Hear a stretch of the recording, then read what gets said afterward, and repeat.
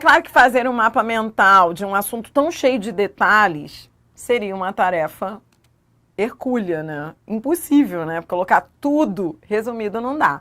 Mas eu trouxe para você, nesse nosso mapa mental com lógica, eu trouxe para você aquilo que é essencial. Eu acho que serve, inclusive, para dúvidas de usuários. Aqueles que não vão fazer concurso ou se isso não vai cair na sua prova, mesmo assim, você quer aprender a usar hífen, eu coloquei aqui para você os casos mais usuais, mais comuns. E é claro, se você unir o que está aí no mapa mental a tudo que falamos na nossa aula, aí vai ficar perfeito, tá bom? Então, vamos resumir aquilo que foi mais expressivo, mais importante. Vamos lá. Hífen. Emprega-se hífen. Então, o que você viu? Essa é a lista mais importante, é aquela que mais aparece no dia a dia, é a que mais é pedida em provas. Os prefixos e os falsos prefixos, são esses que mais aparecem. Então, com esses prefixos, quando é que se emprega hífen e quando é que não se emprega? Então, essa acho que é a forma mais lógica para você consultar. Mais fácil você entender isso aí. Quando é que se usa e quando é que não se usa. Então, quando é que se usa? Quando é que se emprega? Você vai empregar hífen em, basicamente, duas situações. Primeira situação. Se a vogal final e a vogal inicial forem iguais, então veja, anti-inflamatório, as vogais são iguais, então você vai usar hífen.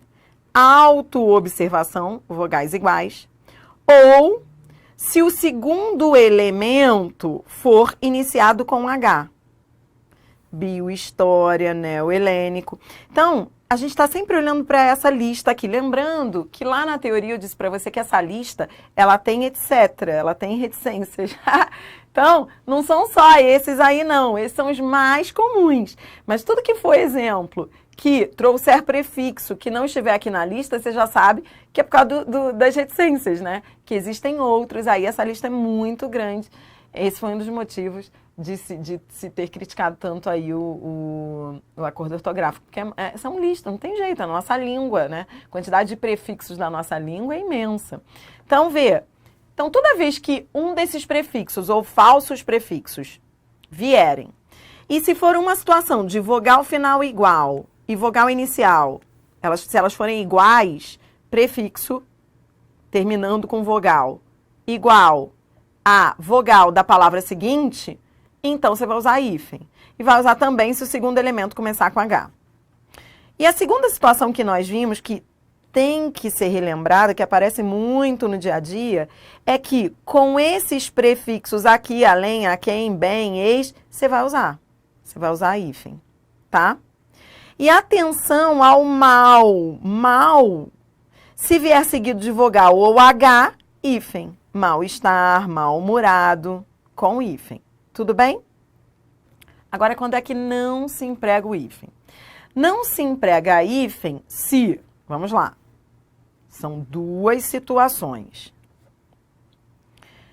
Primeira situação, se a vogal final desses prefixos que estão aqui, se a vogal final for diferente da vogal inicial, aí você não vai usar hífen, vai juntar tudo. Se a vogal final vier seguida de R ou S, aí lembra, você vai dobrar o R ou o S, ou seja, você não usa hífen, você dobra o R e dobra o S. E se forem os prefixos des e in, seguidos de H, perde o H inicial. Então, isso é o mais importante, tá?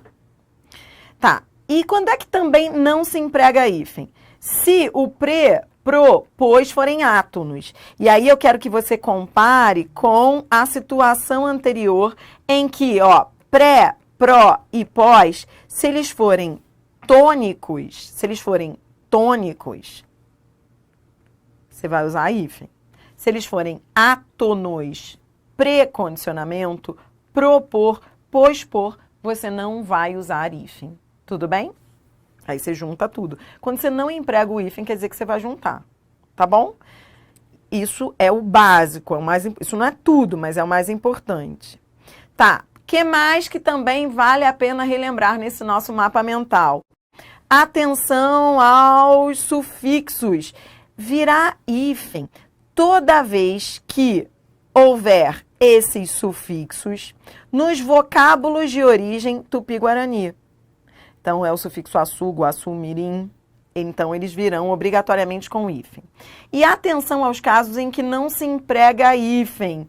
Não se emprega... Então, ó, desse lado é o sufixo. Desse lado, nomes compostos. Então, vamos lá. Nos nomes compostos, quando é que se usa hífen e quando é que não se usa? Lá na teoria, eu falei para você que essa parte de nomes compostos, ela é horrível. Foi muito criticada também no acordo ortográfico, porque grande parte dos exemplos não tinha lógica. Ou seja, é como se eles dissessem assim, memorize. Né? Memorize, porque eles falavam de uso consagrado, lembra? Uso consagrado. Como é que eu vou saber se o uso é consagrado ou não? Então, essa é a parte mais chata do acordo ortográfico, os nomes compostos. Como é que eu vou saber se tem hífen e se não tem? Bom, tirando aqueles que você vai ter que memorizar, a lógica está aqui, ó. Locuções e usos consagrados, normalmente, ó, aqueles que vierem com palavra, elemento de ligação, sem hífen. Então, ó, aqueles que vierem com elemento de ligação, ó, café com leite, essa preposição com, aí elemento de ligação, ó, dia a dia, sem hífen. Ponto e vírgula não tem mais hífen, tinha hífen antes do acordo ortográfico, agora não tem mais, porque tem o E, que é elemento de ligação, tá bom? Então, quando houver elemento de ligação, essa é a lógica. Normalmente, sem hífen. Agora, quando é que você vai usar hífen nos nomes compostos? Você vai usar quando os compostos forem formados de substantivos, adjetivos, numerais e verbos, primeiro-ministro, alto-relevo, porta-aviões. Se os compostos forem formados de palavras repetidas, tico-tico, teco-teco, pula-pula. E nas expressões botânicas ou zoológicas, bem-te-vi, andorinha do mar, etc. Então, nesses casos, você vai usar o hífen. Ou seja, as situações de nomes compostos em que se usará o hífen são muito mais comuns do que aquelas em que não se usará. Então, aquelas em que não se usará hífen, você vai ver ou é porque há elemento de ligação ou porque eles dizem que o uso consagrou. Essa é a parte chata. Mas você não precisa saber todos esses detalhes. Fique tranquilo, porque aquilo que você tinha que saber, você já sabe. Aquilo que você tinha que saber de emprego de hífen, tá aí. O resto é o que você for achando de mais relevante. Ah, eu achei algo que não está no material da Adri. Aí você vai acrescentando e vai fazendo sua própria lista. Com o tempo, você vai aprendendo a usar o hífen. Pelo uso, você vai aprendendo, vai memorizando, sem precisar ficar decorando aleatoriamente. Isso é muito chato. Tá bom? Então tá. Daqui a pouco eu volto com mais. Até já.